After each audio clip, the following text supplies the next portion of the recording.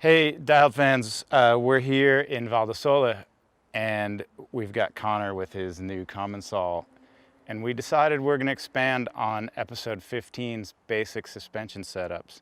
We've had some requests of how do I get my bike set up even better. So we picked a piece of trail here, and that's what we're going to do.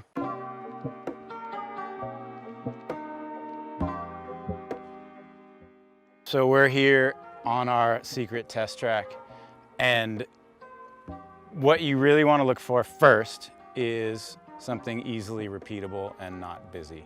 Obviously, you don't want people all over your trail while you're trying to test.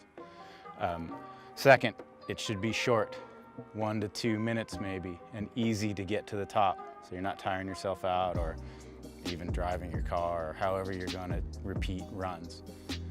Third, it should have a little bit of everything that's indicative of the type of trail that you ride. So like here, we've got steep roots, rocks, good compressions. We don't have a whole lot of turns, but we're gonna deal with that, and I think we can do something. Before we get going, Connor's run through on his own the beginning suspension setup. So he's set his sag, he's got his dials in the middle. On the front, you're looking at a factory series 36 170 mil travel, and in the back it's a 230 by 60 Float X2 factory series. It's kind of what we deal with most of the top of the line and enduro race guys, and even the downhill guys are running that same shock. It's very tunable and pretty easy to do for yourself. We've written down exactly what's in the bike right now and what settings, as were put in by the basic suspension setup video. And what we talked about there was bracketing, which is basically take a setting, open it up 2 clicks or close it 2 clicks, either way, and go ride your bike.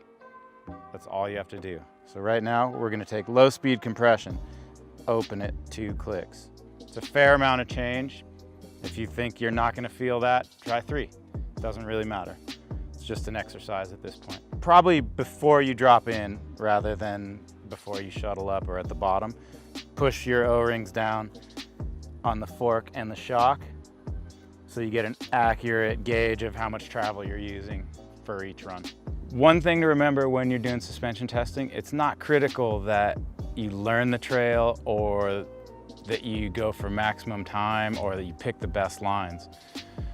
You might not even want to be consistent. You might want to hit things that you wouldn't necessarily hit or ride different parts of the trail to see how the bike's going to react under different circumstances.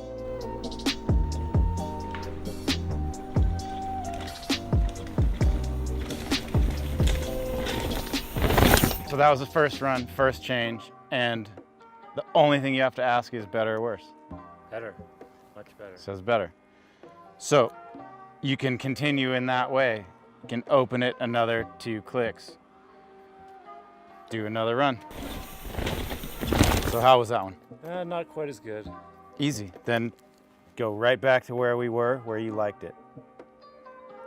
That's 2 back in. Now we're gonna move on to high speed, which we've noted here was in the middle from the video. So now we're gonna open that up, 3 clicks, make a big change, ride it.